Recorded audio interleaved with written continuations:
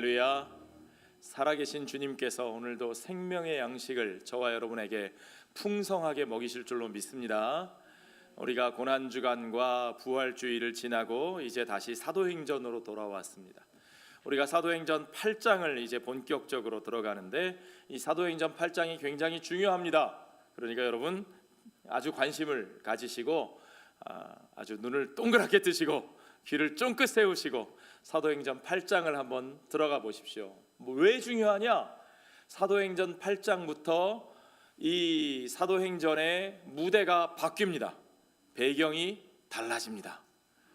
여러분 드라마 보실 때도 무대가 바뀌고 배경이 달라지면 이제 뭔가 스토리에 굉장히 중요한 전개가 시작되는 것을 여러분 감지하실 수 있죠. 예, 사도행전이 바로 그렇게 새로운 스토리가 시작되는 과정으로 갑니다. 배경이 어떻게 바뀌느냐? 먼저 배경이 예루살렘 유대 땅에만 머물러 있다가 그 예루살렘과 유대 땅을 넘어 어디로요? 사마리아로 이제 사마리아로 그 복음의 무대가 확장되는 것을 우리가 확인할 수 있습니다. 자, 어디서 많이 들어본 얘기인데 예루살렘과 유대와 그리고 사마리아로 이거 어디서 나왔던 얘기죠? 예, 그렇습니다. 우리가 사도행전 처음 시작했던 사도행전 1장의 8절에 보니까 우리가 달달달달 암송해도 모자라는 구절이 있었잖아요. 사도행전 1장 8절 말씀 같이 암송해 볼까요? 오직 성령이 너희에게 임하시면 너희가 권능을 받고 예루살렘과 온 유대와 사마리아와 땅 끝까지 이르러 내 증인이 되리라 하시니라. 예, 이것이 사도행전 1장 8절에서 승천하시는 부활하시고 하늘로 올라가시는 주님께서 그 제자들 그 교회에게 이 땅에 남겨진 교회에게 말씀하신 선교의 명령이고 사명입니다. 그런데 이 말씀을 보면 중요한 건 뭐냐? 땅 끝까지 이르러 내 증인이 되라 그러지 않으셨고 내 증인이 되리라 그러셨어요. 되리라. 그러니까 여기 이 되리라의 주어가 누구예요? 주어가. 그러니까 되리라 그 말은 뭐냐면 너희가 되는 것이 아니라 누군가 너희에게 그렇게 되게 하시리라 그 말이잖아요. 누가 그렇게 되게 하신다는 말씀입니까? 그렇게 되게 하시는 주체가 누구예요? 예, 그럼요. 오직 성령이 너희에게 임하시면 바로 그겁니다. 성령이 너희를 그렇게 증인으로 만들어 주시리라. 어디서요? 예루살렘과 온 유대와 사마리아와 그리고 땅 끝까지 이르러서 나의 증인이 되게 하실 것이라. 오늘 우리가 8장을 통해서 이 복음의 선교의 무대가 확장되는 것을 봅니다. 말 그대로 예루살렘과 유대를 넘어 사마리아로 확장되는 것을 보는데 그냥 단순히 지역이 확장되는 것뿐만 아니라 그 확장의 주체가 누구신가? 1장 8절에서 말씀하신 것처럼 그렇게 되게 하시는 분이 누구시다? 성령님이시다.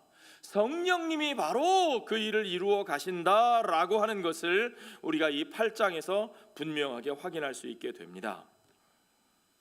바로 초대교회의 이 선교의 역사는요, 사도들과 교회의 선교 사역이기 이전에 그것은 성령의 선교입니다.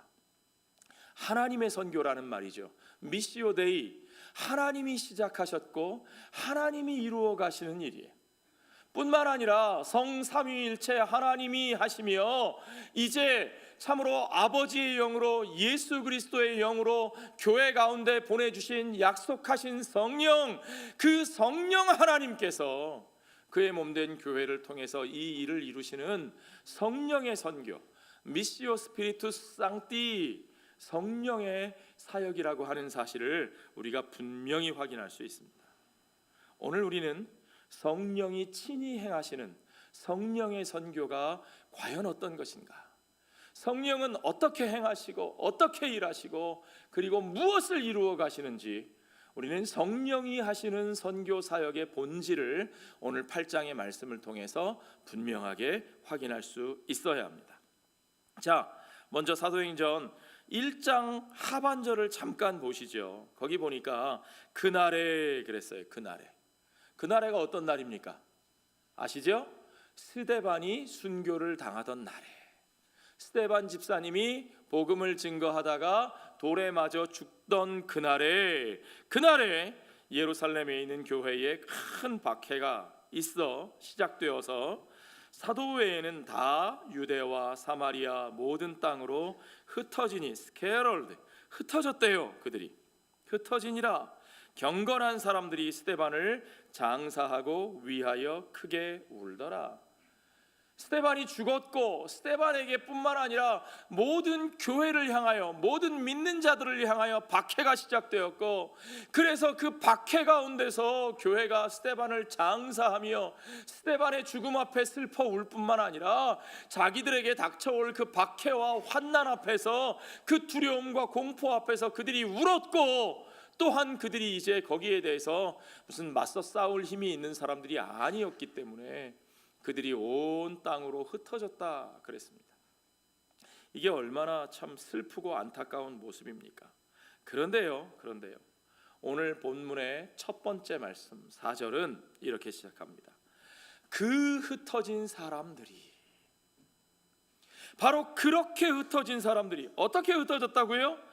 스데반을 장사하고 자기들에게 찾아오는 박해를 피하여 울면서 흩어졌던 그 사람들이, 바로 그렇게 흩어진 그 사람들이 무엇을 했느냐? 어디 숨어 처박혀서 가만히 입 닫고 있은 것이 아니라 그들이 두루 다니며 복음의 말씀을 전하였다. 바로 그 흩어진 사람들이 복음의 말씀을 전하였다. 여러분, 놀랍지 않습니까? 이런 일이 어떻게 가능합니까?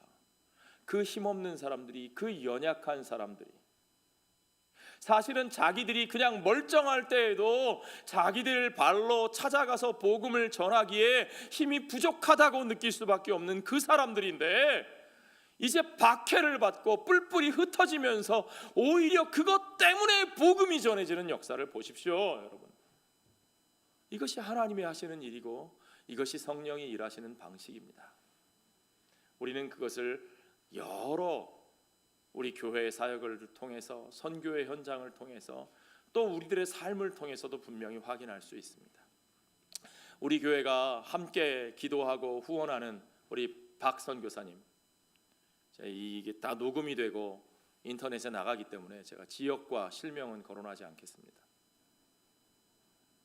우리 박 선교사님 사역지에서 처음에는 도시 지역에서 캠퍼스에서 이 대학생들에게 복음을 전하는 일을 하셨어요. 대학생들을 장학금을 주고 또 여러 가지 또 관계를 맺으면서 복음을 전하고 제자로 세우고 또 그들을 양육해서 그들이 복음을 전하게 하고, 캠퍼스를 중심으로 얼마나 사역이 활발하게 열매를 맺었는지 몰라요. 그 나라에서 대학까지 간 엘리트들이 이 예수 믿는다는 건 이건 정말 기적 같은 일이거든요. 그런 기적 같은 일들이 한참 일어나고 있었습니다. 그런데 그러던 와중에 어떤 한 지체가 캠퍼스에서 전도를 하다가 이 당국에 붙잡혔어요. 경찰들에게 붙잡혔어요. 그냥 혼자 몸만 붙잡혔으면 그래도 좀 괜찮았을 텐데 가지고 있던 노트북 컴퓨터가 그대로 압수를 당했습니다. 그 컴퓨터 안에는요, 함께 이 신앙생활하고 사역하는 동역자들, 제자들 이름이 다 거기에 들어가 있고 그들 연락처가 다 있어요. 어떻게 됐겠습니까? 당연히 박 선교사님도 붙잡혀 가시고 제자들도 정말 위기에 빠져 있는 그런 상황이었습니다. 뭐 어찌어찌 해가지고 박 선교사님은 풀려나시고는, 그리고도 거기에 계실 수가 없어가지고 여기 오셨어요. 여기 오셔서 저희하고 함께 계셨습니다. 어떻게 해야 좋을지 대책이 없는 상황이었습니다. 다시 들어갈 수 있을지 아무 보장이 없는 상황이었습니다. 그러다가 우리 교회에 오셔서도 집회하셨죠. 우리 크리스 해리슨 목사님, 그때 저 뉴저지에 계셔가지고 함께 만나러 갔습니다. 같이 대화를 나누고 기도를 받고 이야기하던 중에 크리스 해리슨 목사님이 그런 말씀을 하셨어요. 하나님이 하시는 일입니다. 성령이 하시는 일입니다. 성령이 흩으시는 것인데 그냥 흩으시는 것이 아니라 민들레의 홀씨처럼 온 사방에 그 복음의 씨앗이 퍼지게 하시려고 성령께서 퍼뜨리시는 일입니다. 아멘. 그 말씀을 믿고 용기를 내어서 다시 들어갔습니다. 들어가서 제자들을 다시 모은 것이 아니라 그들을 정말 그 말씀대로 흩었어요. 온 땅으로, 동쪽으로, 남쪽으로, 북쪽으로, 서쪽으로, 저 산지로, 사막으로 흩어서 그들이 흩어져서 복음을 전합니다. 그들이 거기서 교회를 개척합니다. 물론 지금도 1년에 2번은, 저도 여름에는 꼭 가지만 1년에 2번은 모여서, 물론 몰래 모이는 거죠. 모여서 말씀으로 훈련을 받고 서로 하나 되고, 그 몰래 모이느냐고 얼마나 험한 장소에서 모이는지 몰라요. 아유, 그 모임 장소에 가려면 냄새 나고 먼지 나고. 그러나 그곳에 모여서 은혜를 받고 훈련을 받고, 그리고는 또 사방으로 산으로, 바다로, 사막으로 흩어져서 복음의 씨를 뿌립니다. 그래서 그 공동체 이름이 민들레 공동체예요. 민들레, 흩어지는 공동체예요. 누가 흩으셨어요? 성령이 흩으셨어요. 우리가 의도한 것은 아닙니다. 우리의 힘으로 하려면 할 수 없는 일입니다. 우리가 계획을 그렇게 세울 수 없습니다. 감히 그런 계획을 세울 수 없습니다. 그러나 성령께서 강권하셔서 우리에게 어려움을 통해서 상처를 받게 하시고 연약해지게 하시고, 그러나 상처받고 연약한 우리들을 흩으시되 성령께서 붙들어 쓰시면서 성령의 역사로 만들어내시는 겁니다. 그래서 온 땅 가운데 지금 얼마나 많은 제자들의 공동체와 캠퍼스 사역과 교회들이 세워져 있는지 모릅니다. 성령이 하시는 일입니다. 우리는 그런 일을 이룰 수 없습니다. 여러분, 우리가 헤아릴 수 없는 상황 속에서 성령께서 역사하시는 것을 믿으시기 바랍니다. 우리가 볼 때는 안 되는 상황 같고, 우리가 볼 때는 잘못되는 것 같은데, 아니요, 그건 우리 상황이고요, 우리 생각이고요. 성령의 판단은 우리의 생각과 다릅니다. 모든 상황 속에서 그분의 방식으로 역사하시는 성령의 주권적인 강권하시는 역사에 순종하는 저와 여러분 되시기를 주의 이름으로 축원합니다. 내가 가기 싫은 곳이라도, 두렵고 불편하고 힘든 곳이라도 성령께서 강권적으로 보내실 때, 거기에 순종할 때 우리를 들어 쓰시는 그분의 역사가, 연약한 가운데서 우리를 들어 쓰시는 그분의 강함이 우리의 삶에 열매 맺는 것을 믿으시기 바랍니다. 자, 그렇게 해서 제자들이 사마리아로 갔어요. 빌립이 사마리아로 갔습니다. 하필이면 사마리아로 갔습니다. 그들이 사마리아로 간다는 일은 있을 수 없는 일입니다. 유대인들이 어떻게 사마리아에 갑니까, 여러분? 지도 잠깐 보시겠어요? 지도에 보시면 유대 땅이 있고요, 팔레스타인 남쪽에 유대 땅이 있습니다. 그 남쪽 유대 지역에 요단강 서쪽에 예루살렘이 있습니다.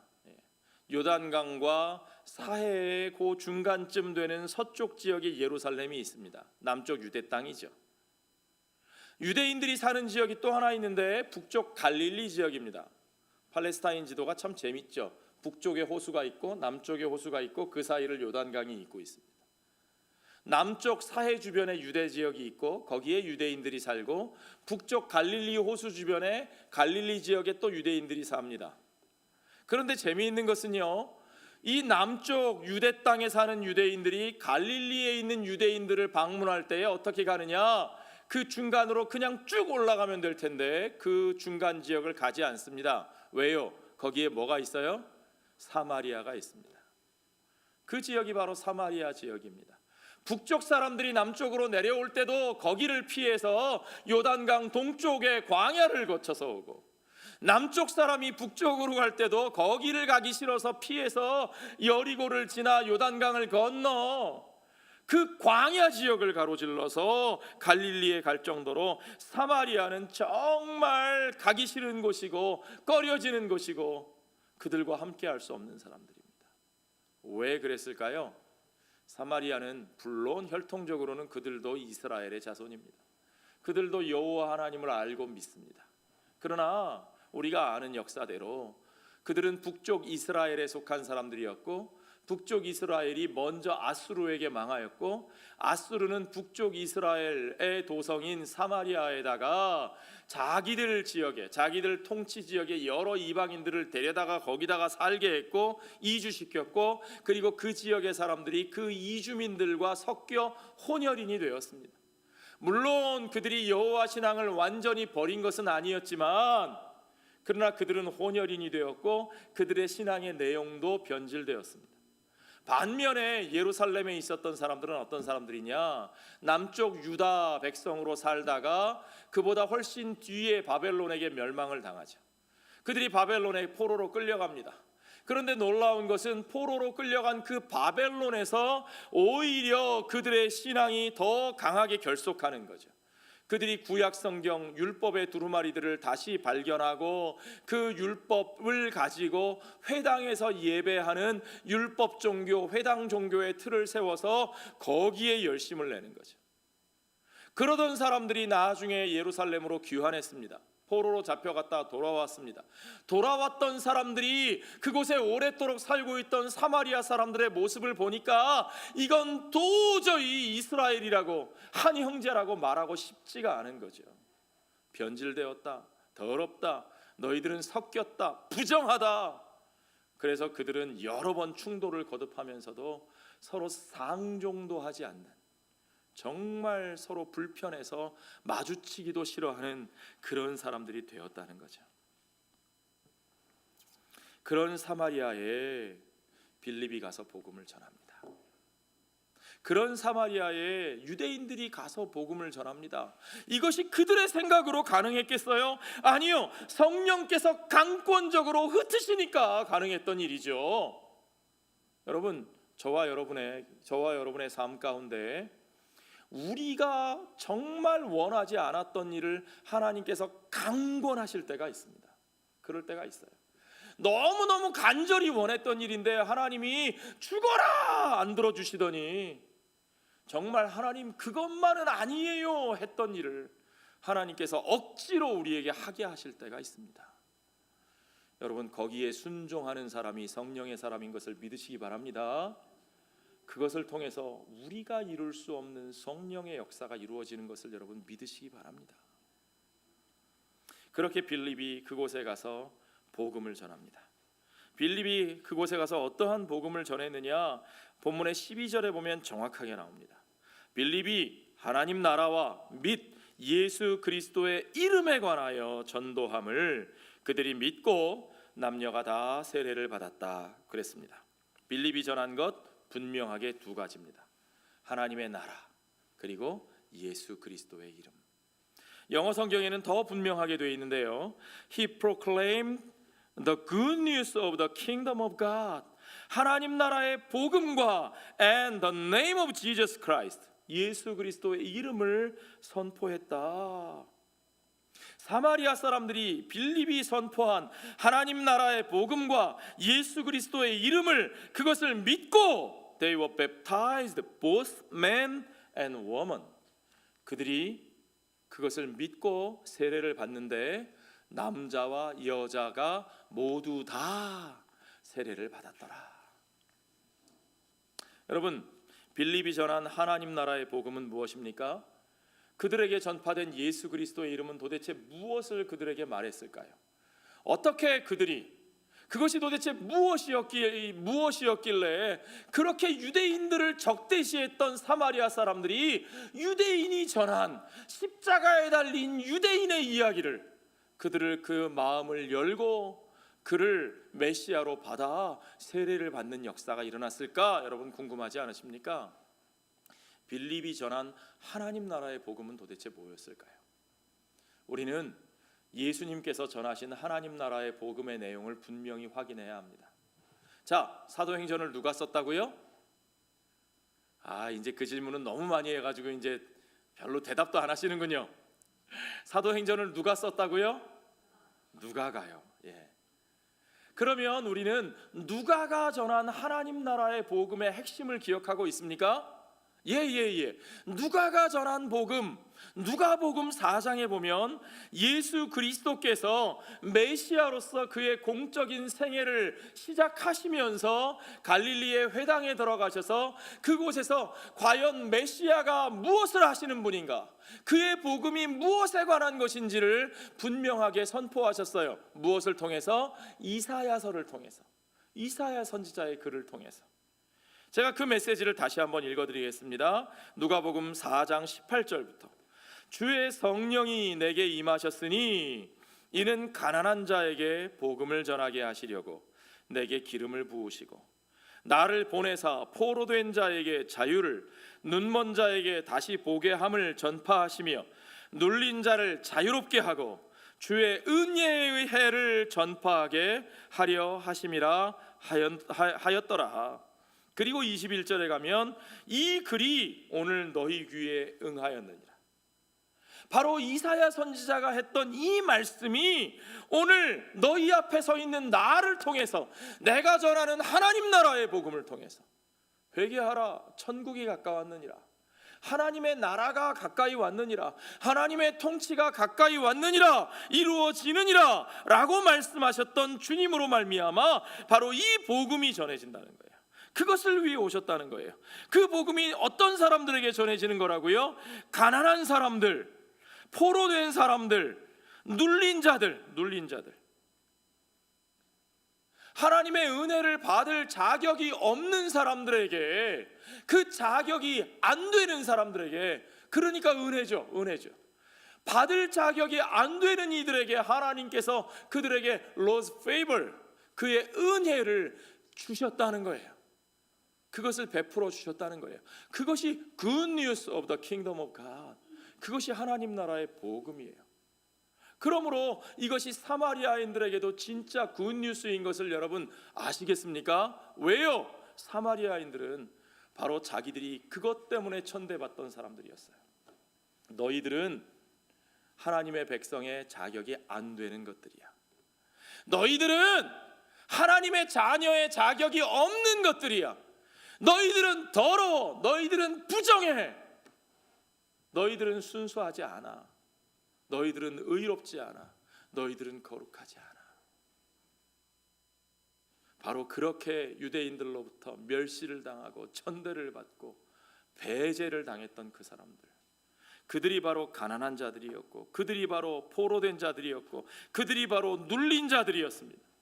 은혜 받을 자격이 없는 사람들이었는데 그들에게 하나님의 은혜가 선포되었고, 바로 그런 자들을 하나님이 받아주셨고, 바로 그런 자들을 위한 죄사함의 역사와 부활 승리의 역사, 하나님의 은혜 앞으로 그 은혜의 지성소로 나아가게 하시는 그 길이 예수 그리스도로 말미암아, 하나님의 메시아 되신 예수로 말미암아 그들 앞에 열렸다는 사실을 빌립이 가서 전파한 거죠.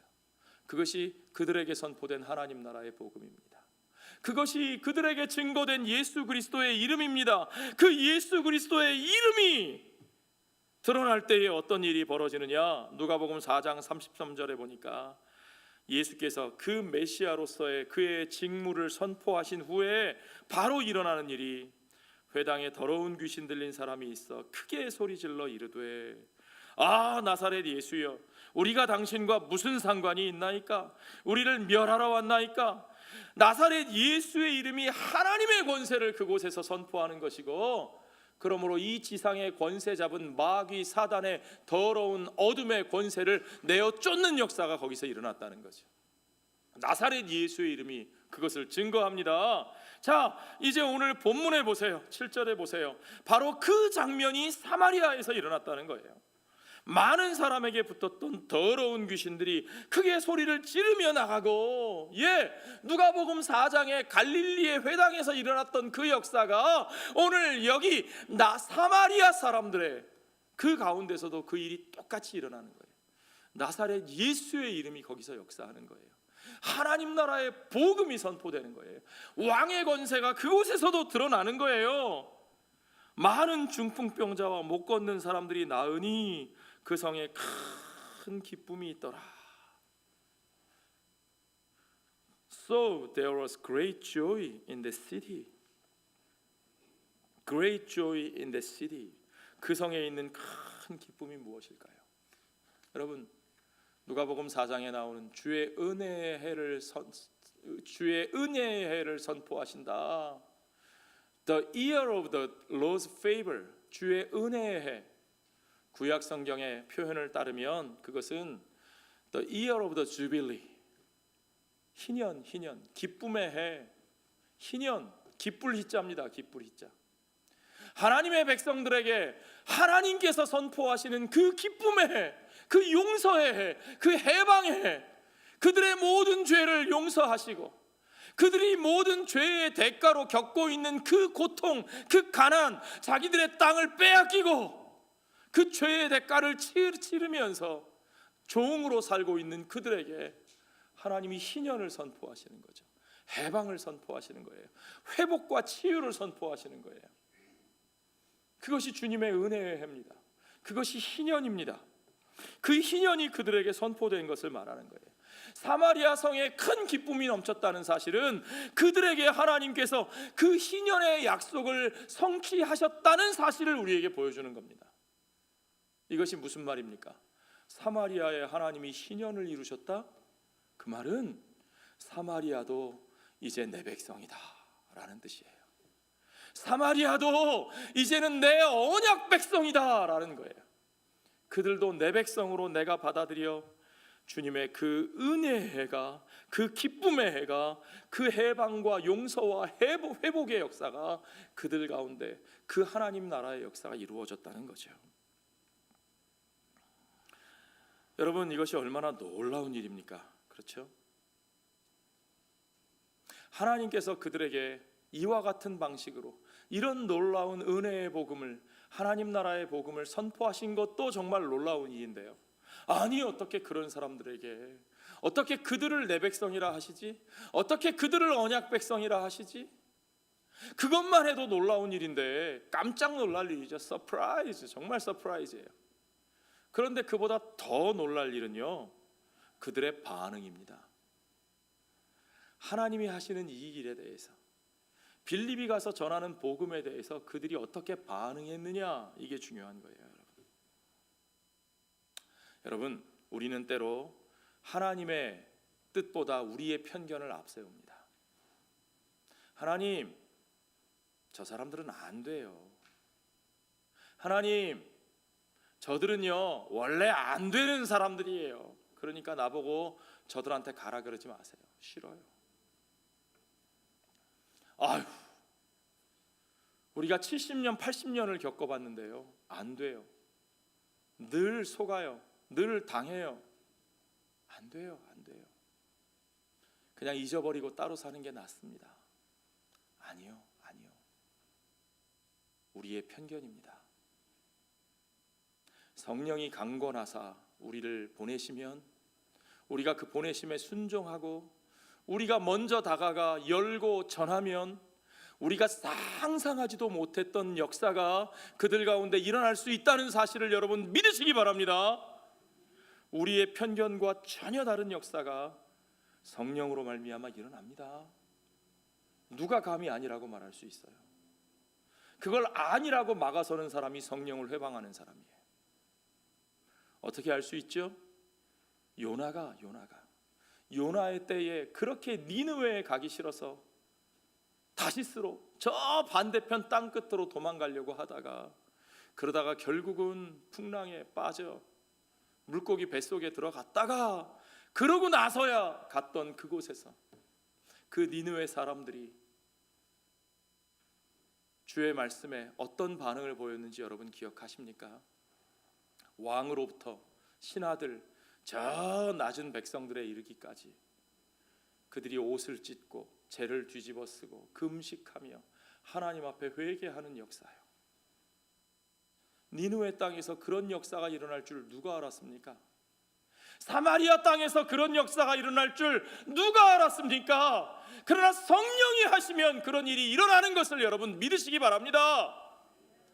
우리가 그 믿음이 있어야 돼요. 그걸 부정하면 안 돼요. 6절에 보십시오. 무리가 빌립의 말도 듣고 행하는 표적도 보고 한 마음으로 그가 하는 말을 따르더라 그랬어요. 그냥 그 중에 몇몇 사람이 따르더라가 아니라 한 마음으로 그가 하는 말을 따르더라. 우리는 때로 그것을 믿지 못할 때가 참 많습니다. 받아들이기 어려울 때가 참 많이 있습니다. 사도들도 그 소식을 듣고 쉽게 믿어지지 않았던 건 아닐까요? 글쎄요, 제가 사도들을 너무 과소평가하나요? 성경에 정확한 얘기는 안 나오지만 제가 보기엔 아마 그랬을 것 같아요. 그러니까 그걸 확인하려고 베드로와 요한을 보냈어요. 왜 보내느냐? 확인하려고요. 뭐 빌립이 뭐가 모자란 사람이라서요? 빌립은 뭐 복음을 잘 모르는 사람이라서 제대로 다시 가르치기 위해 전한 거예요? 아니에요. 그런 거 아니에요. 확인하기 위해 보냈어요. 그리고 그들이 그 확인에 대해서 분명한 증거를 얻었습니다. 어떻게 증거를 받았다고요? 사도들은요, 분명히 그들도 성령 받는 것을 자기들의 눈으로 확인했어요. 사도들이 그것을 원했어요. 그들에게 아직 성령이 내리지 않았더라. 그 얘기는 이걸 가지고 무슨 뭐 교리적으로 조직신학적으로 막 복잡하게 따지라는 게 아니고요. 예수 믿고 세례를 받고도 성령 안 받을 수도 있다. 그러니까 예수 믿으면 다 성령을 받는 거냐, 아니면 예수 믿고도 성령 안 받은 사람이 있느냐, 뭐 이런 식으로 따지지 마시고요. 여기 얘기는 그런 얘기가 아니에요. 그들이 믿고 세례를 받았으나, 그 일이 있었으나 그들 가운데 아직 성령이 내리는 것을 그들이 확인하지 못했다. 사도들은 하나님께로부터 확인받기를 원했습니다. 성령님 확인해 주십시오. 왜요? 안 믿어지는 거예요. 사마리아가 믿었다고? 사마리아가 하나님의 백성이 되었다고? 아니 주님, 우리가 그걸 어떻게 믿을 수 있습니까? 그걸 우리에게 확인시켜 주십시오. 14절에 보니까 그래서 요한과 베드로가 거기에 갔고요. 15절에 보니까 그들이 내려가서 그들을 위하여 성령 받기를 기도했고요. 16절에 보니까 아직 한 사람에게도 성령 내리신 일이 없고 오직 주 예수의 이름으로 세례만 받았을 뿐이더라 그랬어요. 그들이 여러 무리가 세례 받는데 나왔어요. 그러나 그것으로 모든 것이 다 확인되는 것이 아니었다는 거죠. 그래서 17절에 두 사도가 그들에게 안수하였고, 그들에게 안수하여 기도하니까 주께서 그들에게 성령을 부어주시더라. 그렇구나. 정말 이제 우리가 확인하였습니다. 주님께서 그들을 하나님의 백성으로 받아주셨군요. 우리가 받은 동일한 성령이 이들도 받았습니다. 이게 앞으로 사도행전에서도 얼마나 중요한지 몰라요.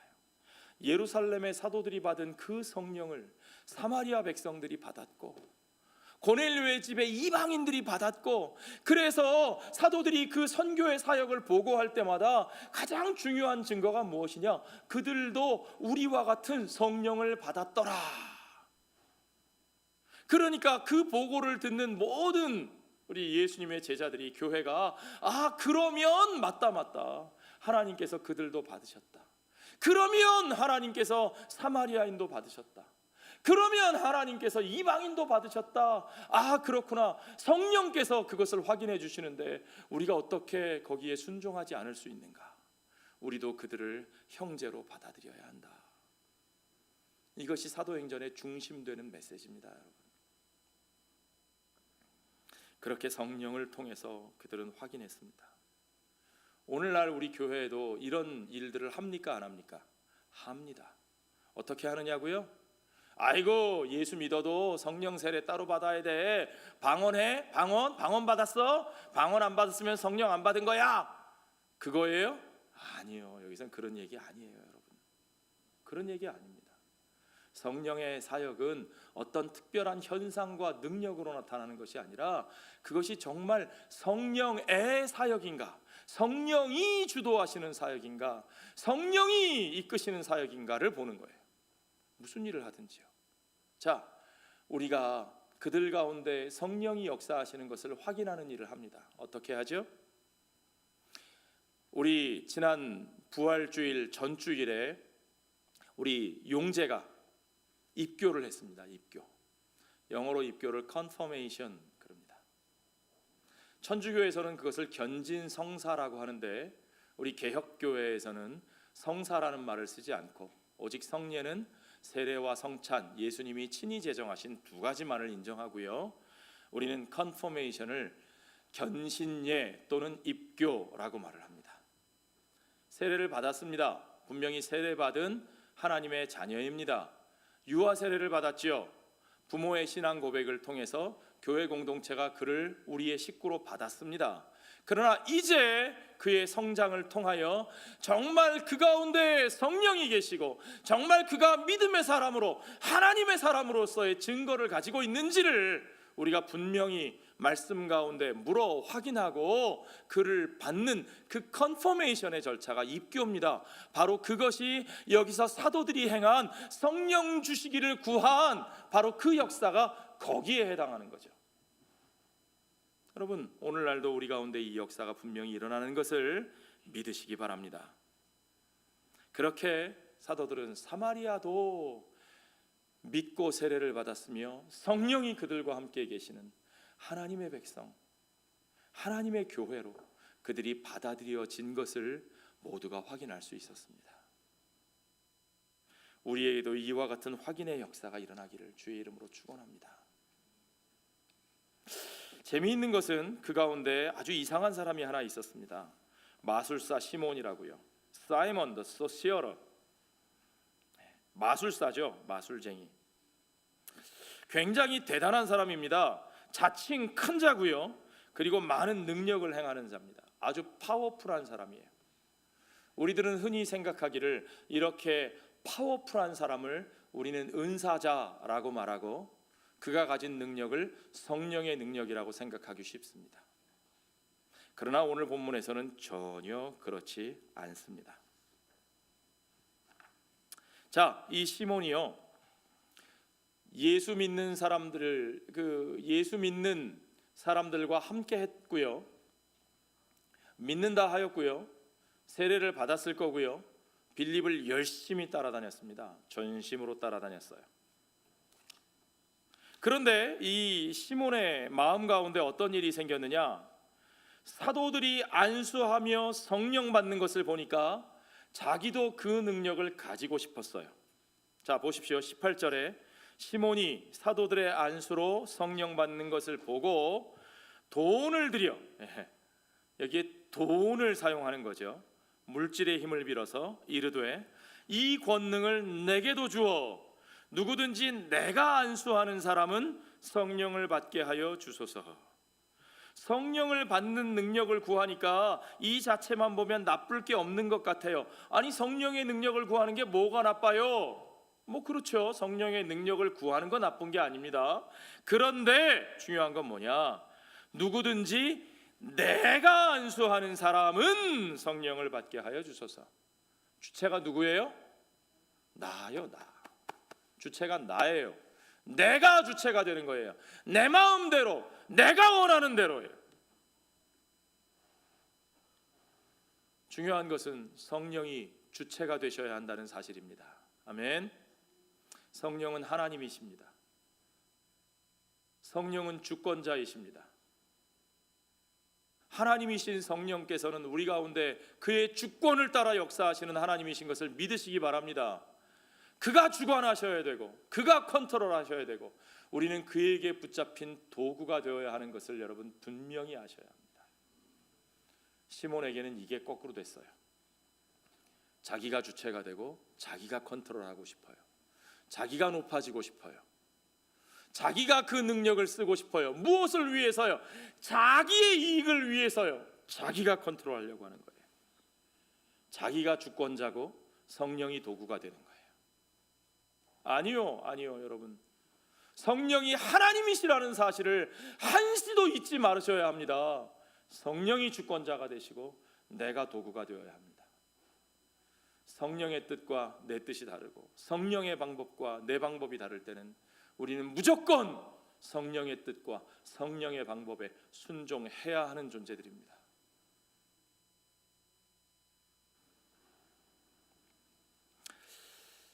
이 사람의 이름이 시몬입니다. 시몬. 교회사에 사이머니라는 용어가 있는데요. 사이머니, 시몬 같은 짓, 그런 뜻이겠죠. 시몬 같은 짓, 사이먼이. 그 말의 뜻은 중세 시대에 횡행했던 성직 매매라는 뜻입니다. 성직 매매. 거룩한 교회의 직분을 사고 파는 거죠. 그걸 통해서 서로 권세를 누리는 거예요. 자기가 신부의 직을 사고 팔고 주교의 직을 사고 팔고 세습하고.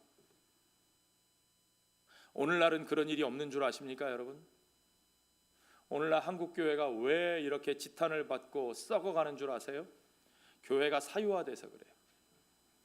교회가 목사들의 사유물이 되고, 교회가 특정 힘 있는 장로들의 사유물이 되고, 심지어는 교회 자체를 사고 팔고 매매하고, 예배당 건물을 가지고 소송을 밥 먹듯이 하고.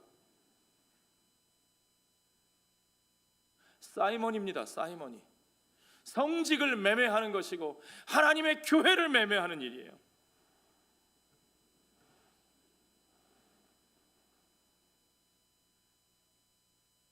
시몬도 예수 믿었다 그랬어요. 세례 받았어요. 열심히 빌립을 따라다녔다 그랬어요. 예.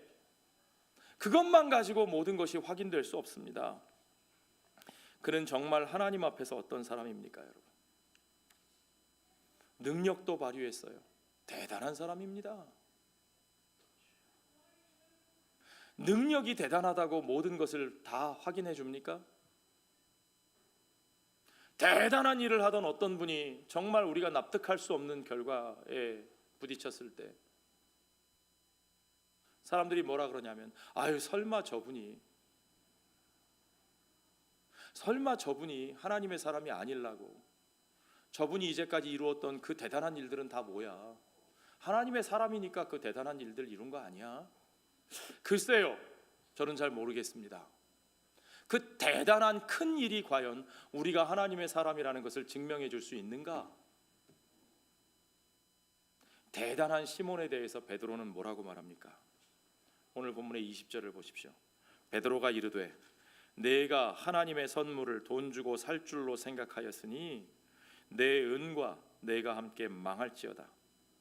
하나님 앞에서 내 마음이 바르지 못하니 이 도에는 내가 관계도 없고 분깃도 없느니라.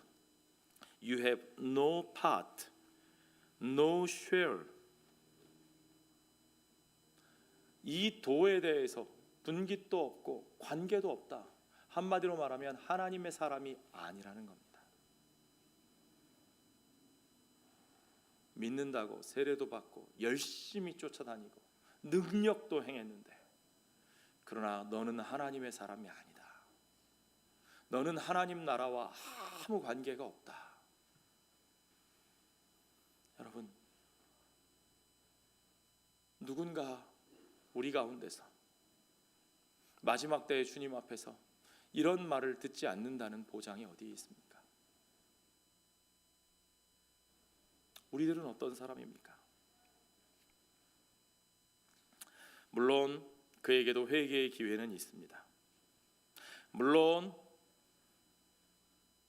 타락하고 실패한 한국 교회에도 우리들에게도 회개의 기회는 분명히 있습니다. 예, 그럼요. 베드로가 그럽니다. 그러므로 너의 이 악함을 회개하고 주께 기도하라. 혹 마음에 품은 것을 사하여 주시리라. 내가 보니 너는 악독이 가득하며 불의에 매인 바 되었도다. 시몬이 대답하여 이르되 나를 위하여 주께 기도하여 말한 것이 하나도 내게 임하지 않게 하소서. 그러니까 나를 위해 기도해 주십시오. 내가 용서받게 해 주십시오. 예, 이걸 보면 시몬이 그래도 잘못한 걸 알고 돌이키려고 하는 거 아닌가? 그러니까 시몬이 구원받지 않았을까? 자, 여기서 여러분께 선택의 퀴즈를 한번 해볼까요? 시몬이 구원받았을까요? 구원받지 않았을까요? 시몬이 회개했을까요? 회개하지 않았을까요? 성경에는 답이 안 나옵니다. 성경에는 답이 안 나옵니다. 여기서 끝나요. 그러나 참 안타까운 것은요, 우리가 성경의 신약 성경의 후기 서신들을 보면 베드로후서, 유다서, 요한계시록 이런 글들을 보면 거기에 니골라당의 이야기가 많이 나옵니다. 영지주의 이단이고요, 그들이 초대교회에 얼마나 많은 대적질과 폐악을 부렸는지 모릅니다. 그런데요, 교회사에 보면 시몬의 무리들, 시몬을 따르는 자의 무리들이 나오는데, 사이머니 피플들이 나오는데, 사이머니 처치가 나오는데, 그 사람들이 바로 이 니골라당과 함께 영지주의적인 세력으로 복음의 역사를 항상 방해하는 사람들로 나옵니다. 교회의 역사가 그것을 증거합니다. 여러분, 오늘 우리는 정말 두렵고 떨리는 마음으로 하나님 나라의 역사에, 복음의 역사에 우리들의 이름이, 우리들의 공동체의 이름이 어떻게 기록될 것인지를 돌아보아야 합니다. 우리가 과연 어떤 사람들인가? 우리가 얼마나 열심히 일했나? 우리가 얼마나 큰 능력을 발휘했나? 아니요. 그걸로 판단되지 않습니다. 그걸로 평가받는 거 아닙니다. 정말 내가 하나님 나라의 어떤 사람인가? 내가 하나님 나라에 참여하고 하나님 나라의 분깃을 가진 자인가? 그것은 우리의 사역인 나의 사역인가? 아니면 성령의 사역이었나에 달려 있습니다. 내가 주도해서 내가 원하는 것을 성령의 능력을 빙자하여 이루려고 하였다면, 내 힘과 내 돈과 내 명예로 그것을 이루고자 한다면, 아니요, 우리는 하나님 나라에 아무 분깃도 없는 자들입니다. 그러나 오직 성령께 붙들려 성령이 하시는 일, 그 일이 비록 내게 불편하고 힘들고 내가 죽기보다 받아들이기 싫은 일이라 하더라도, 오직 성령이 주권적으로 역사하실 때에 오직 성령의 도구로 그 역사에 순종하여 그 죽음과도 같은 길로 나아가, 그 불편한 사람들에게 나아가 그곳에서 예수 그리스도의 십자가의 생명의 역사, 부활의 역사를 맺고 그들과 함께 하나님 나라를 확장하는 역사에 우리가 쓰임 받았을 때, 그 하나님 나라의 복음이 가난한 자들에게, 포로된 자들에게, 눌린 자들에게, 상처난 자들에게, 그들에게 전파되는 그 역사에, 그 용서와 화해와 생명의 역사에 우리가 쓰임 받게 될 때에, 그때 우리는 세상적으로 보면 실패한 자요, 세상적으로 보면 가장 비통한 자, 비참한 자, 연약한 자의 모습이었을지라도 우리들은 성령에 붙들린 하나님의 사람들로, 하나님 나라의 귀한 분깃을 가진 자로, 왕 같은 제사장으로 주님의 그 영광스러운 자리에 서게 될 줄로 믿습니다. 여러분, 우리 주님은 오늘도 우리의 중심을 살피시고 교회 가운데 거니시며 그 촛대를 옮기시는 분이십니다. 그분이 우리 가운데서 정말 그 불같은 눈동자로 우리와 함께 계신 것을 우리가 바라보아야 합니다. 너무 실망하지 마십시오. 우리 주변에 아무리 많은 교회들이 실패하고 많은 사역자들이 넘어져서, 아니 이러다가 정말 교회가 정말 다 무너지는 거 아니야? 이러다가 뭐 하나님 나라고 뭐고 아무것도 안 되는 거 아니야? 아니요. 오늘 본문의 마지막 절을 보십시오. 두 사도가 주의 말씀을 증언하여 말한 후 예루살렘으로 돌아갈새 사마리아인의 여러 마을에서 복음을 전하니라. 거기에 비록 마술사 시몬 같은 가짜가 있고 쭉정이가 있고 실패한 자들이 있을지라도, 그러나 성령이 하시는 그 선교의 역사는 오직 성령의 능력으로, 성령의 방법으로, 성령에 붙들린 사람들에 의해서 온전히 이루어지는 것을 믿으시기 바랍니다. 아멘. 기도하겠습니다. 여러분,